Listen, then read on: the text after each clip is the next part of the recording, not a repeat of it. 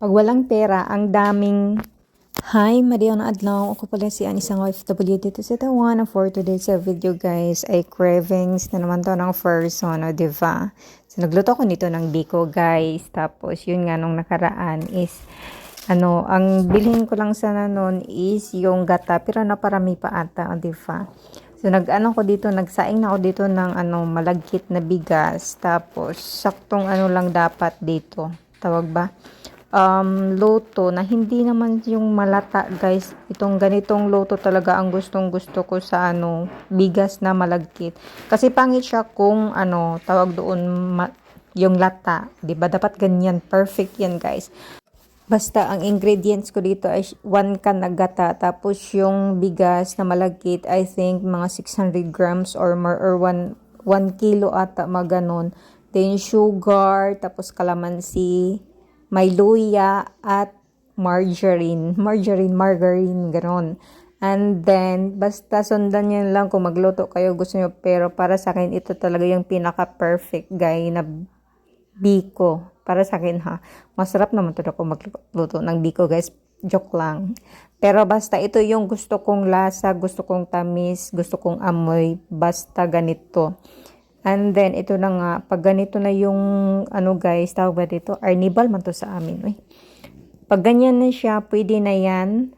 At, lang dito, naglagay lang ako ng margarine. Depende na sa inyo kung gusto nyo lagyan, pero sa akin, mas masarap siya. Yung dati kong gawa is, yung kaibigan ko, nagluto kami, ang lagay ko lang is langka. Pero this time, nilagay ko ay yung, margarine. At din halo-halo lang, tapos, super perfect nito guys kasi nga yung luto ng bigas, hindi siya lata, hindi din hilaw, basta saktong luto talaga siya.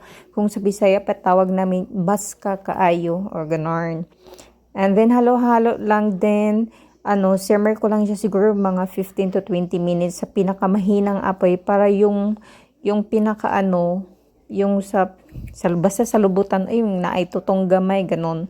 Kaya nga naman jud ang biko sa Bisaya guys, lamay kaayo. Diba? Kaya ayun, tinikpan ko na dito guys. Kaya hindi na talaga ako mapaghintay. And pinatikim ko din sa alaga ko. Sabi niya masarap daw. Pero hindi sila mahilig nito kasi yung biko nila is iba. And then, tara, ito na siya guys. Ang aking biko. Perfect yan na biko guys. Promise. At ayun, sarap ng partner sa kape. And then, ang ginawa ko dito is binalot-balot ko ng dahon ng saging kasi nga ilagay ko sa freezer kasi stock ko. Kasi hindi ko naman maubos ng isang kainan guys. So, kay sobrang dami man nito. Imagine ako lang isa kakain dito sa bahay. Kaya ang ginanyan ko na lang, binalot-balot ng dahon kay ilagay man sa freezer. Tapos pag gustong kumain, bolhot lang o diba? At ito na lahat guys. At ito yung pinaka-perfect dito guys. Oh, may dukot. Dukot ang tawag sa amin guys niyan. At sobrang sarap nito, promise. Kain po tayo.